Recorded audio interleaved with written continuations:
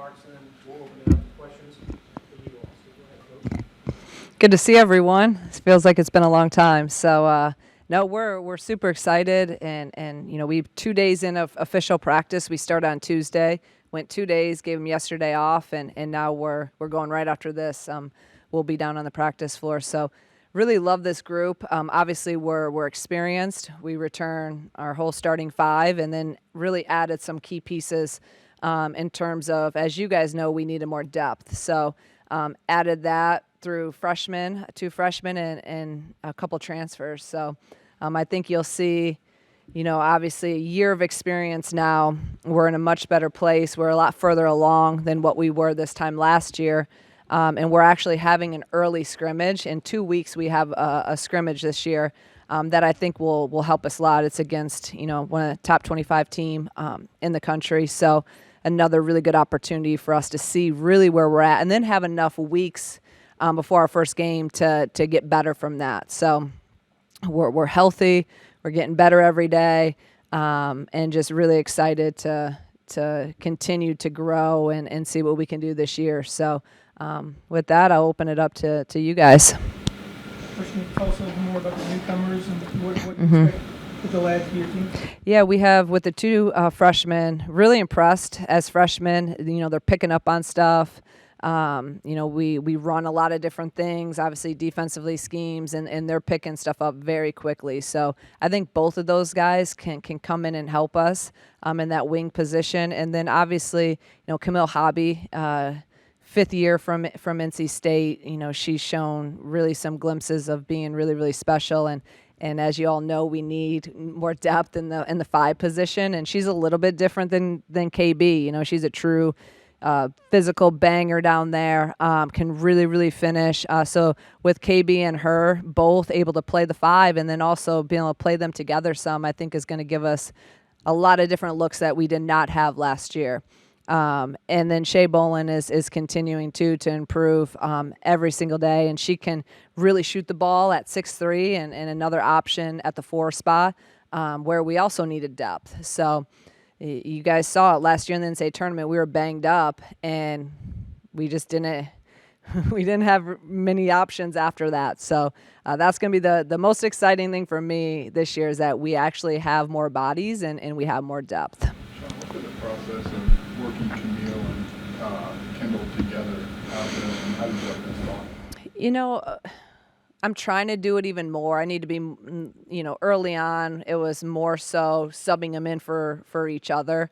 But now that we're in 20 hours and we have a lot longer time, I'm starting to play them a lot together. And it's really been interesting to see how they do. They actually work really well together. And I think Kendall actually, it's something fresh for her too, to play some of the 4. And obviously our rebounding is really good when she's out there.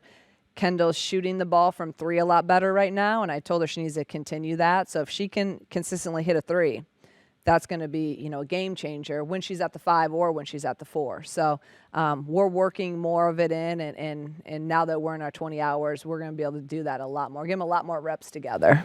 Just to follow up on that, does that mean the primary plan, though, is one or the other, and is the option to play them both, or is that potentially a primary way to do it? Right now, again, who knows, how the season or how it unfolds. Right now, I would say, one, they won't start together is again, right now.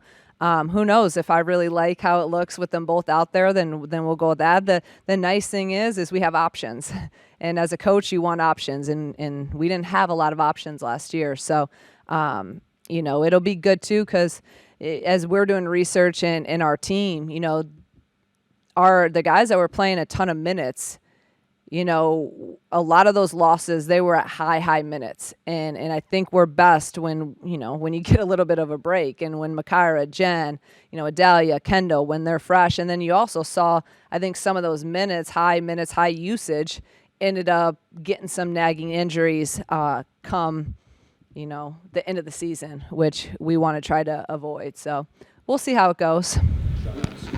Expectations, but now that you have expectations, how does the team handle that? How do you as a coach approach Yeah, for the team, maybe for some of our guys, maybe it's new, but like I'm used to that. Like, at Dayton, everyone always thought we were going to win. And if we didn't, if we got second, they thought we were awful and it was the worst thing in the world. So, I love pressure. I love the expectation. That's what it should be. That's what we all want. Now, we have talked about it with our team because some of these guys it is newer for, some of the transfers, they're used to it. But some of the people that were here, so we're just talking about it and we're being open with it. But like I always say, I mean, pressure really it's a privilege. And the only expectation that we've been talking about is the expectation, the standard we have for ourselves. So any one of you guys or anyone else can say what they think, but all the people in our circle and our team, we know what we do every day. And that's the only thing I'm concerned about is what we expect, what our standard is, and how are we going to handle that. So, everything else really, really doesn't matter. So we've been just talking about that. Ira specifically, just the summer experience for her with Team USA, what can that maybe do for her? And then just in the second year of the Big Ten, kind of having that period last year to kind of build into this.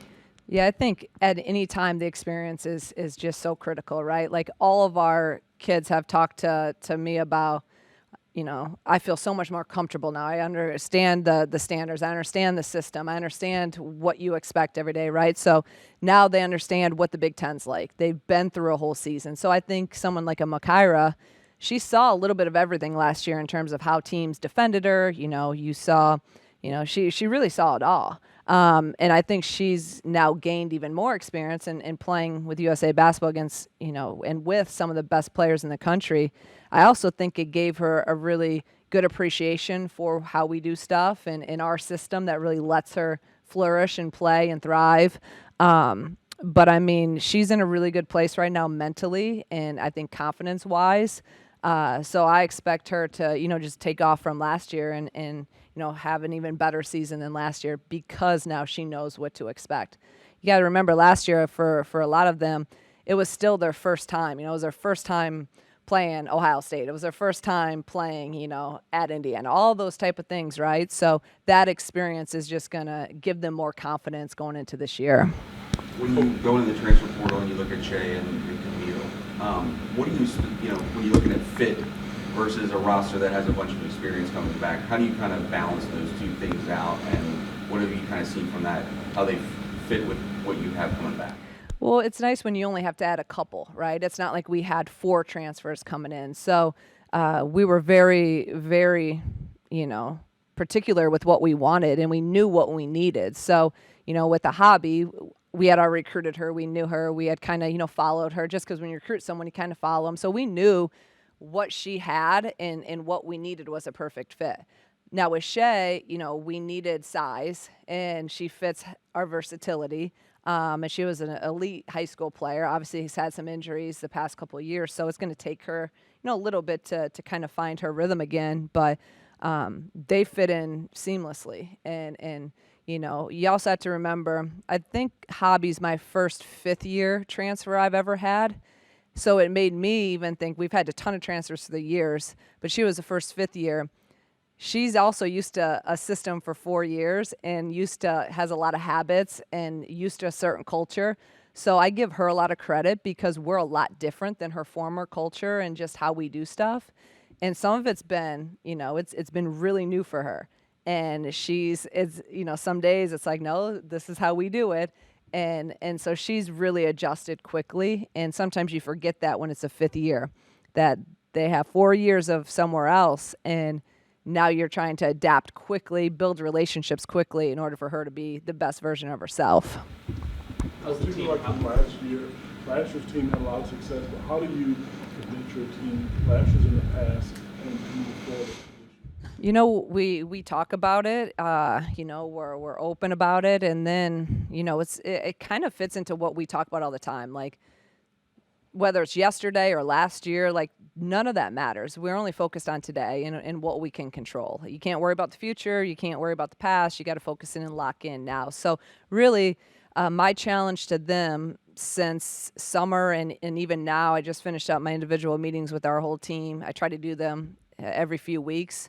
The challenge has been, okay, what did you do last year? And like, we got to do more. So let's look at it. Can you watch more film? Can you get in the gym and get more shots up? You know, can you get more individual work? Like, there has to be something more, or you're just going to continue to get the same results. And our kids have really taken that. I see them in the gym nonstop. You know, they're doing extra.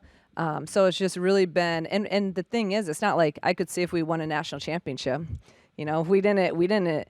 Yeah, we had some success, and more success that this program's had in a long, long time. But we have a lot more goals. A lot, you know, our vision is a lot higher than even last year. So we just got to stay hungry. Like, that's the biggest thing. You got to stay hungry.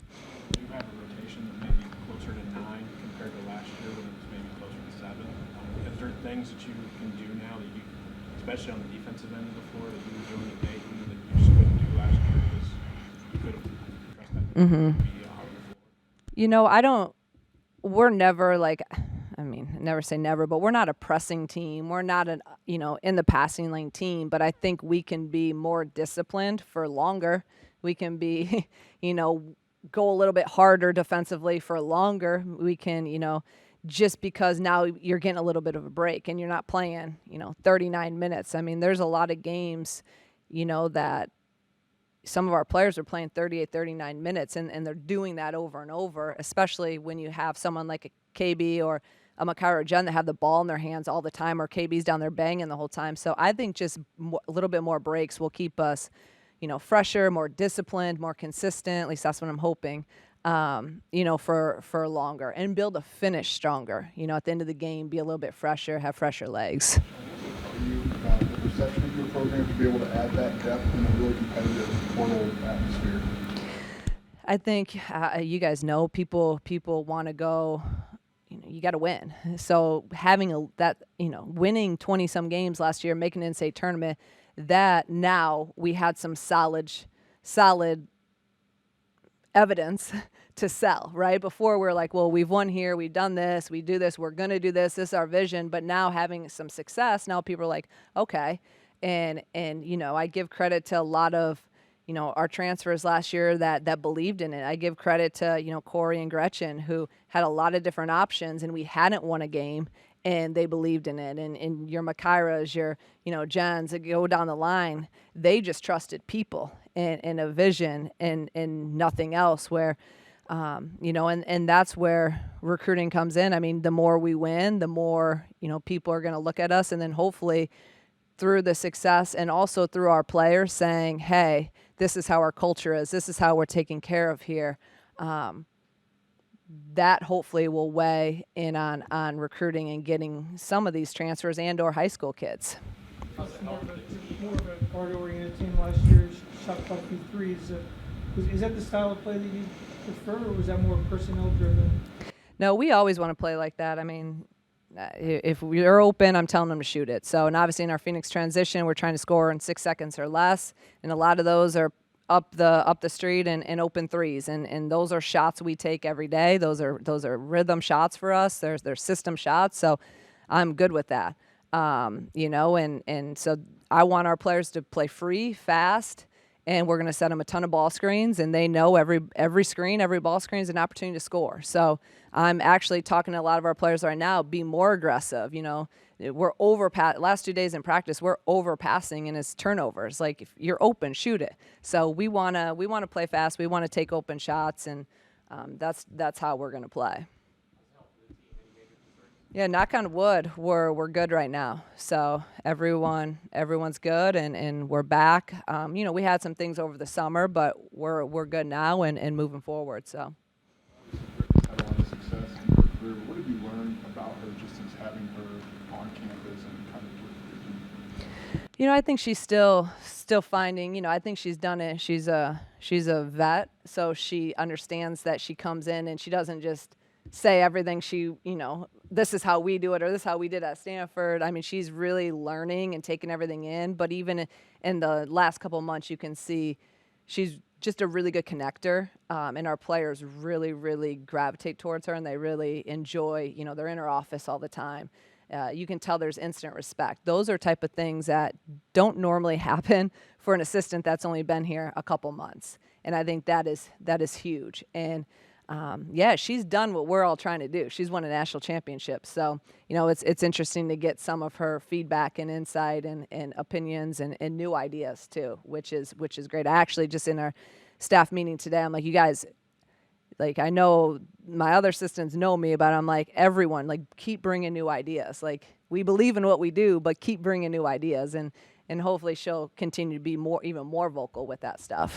When you look at a player like Shay, you were kind of referencing just, dealt with some injuries, stuff like that coming in here, but what do you kind of foresee her role being for this team, and what have you kind of talked to her about the expectations for her? Yeah, I mean, with her, I'm just, it's all about confidence. When it's kind of like how Genesis was last year. She came in, she hadn't played in a couple of years. So it's about them getting confident in themselves and kind of getting their swagger back, right? So I think Shay's in that mode right now where, she didn't play last year, and then she was hurt her last year and a half or so in high school. So she hasn't been on the court. Like, she remembers how she played, but like she has to just get out there and get that confidence. So I'm just trying to build her up and keep her confident and keep her positive, because she's gonna be really, really good.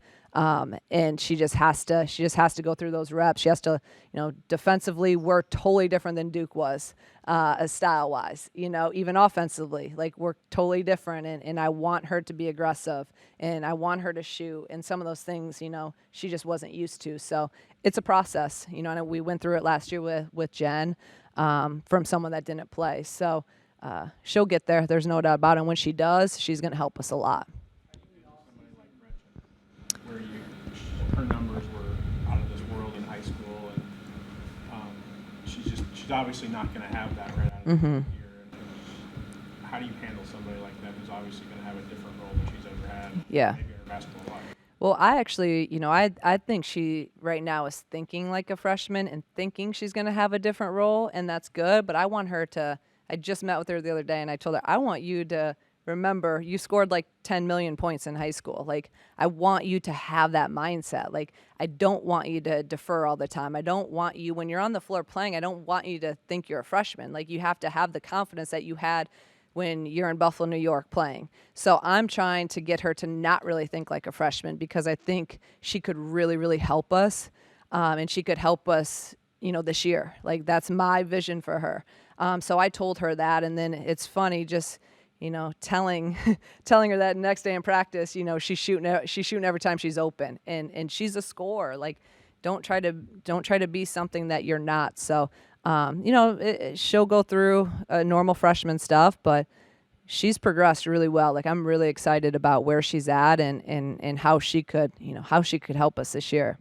The NCAA added rules to add 2 more assistant coaches to your staff, and Illini and Jenna. How has that kind of been beneficial for you guys? It's been huge, in so many ways. Obviously now they can be on the phone, they can be recruiting, and they both, obviously Jenna's played for me for 6 years. Em's been with us now for a couple years, so now they're on the court and they're actually able to share their knowledge. You have them sitting there, and I mean, we follow rules, so they just didn't do anything last year besides what they were supposed to do. And now they're out there working on the floor. They have their own position group. And again, to have them share their knowledge, and they are a little bit closer to their playing days, I think our kids really look to them and respect that. And especially, Em played at a high level, and with Jenna knowing our system so well, I'll look to her and I'm like, Jenna, and she'll remember what we did 7 years ago, and I forget what I did yesterday. So she's really helped me, because she knows exactly what we're doing and can really explain it to our players, from a player's perspective. So it's been a huge, huge advantage for us. One more question. No more questions? I'll jump in.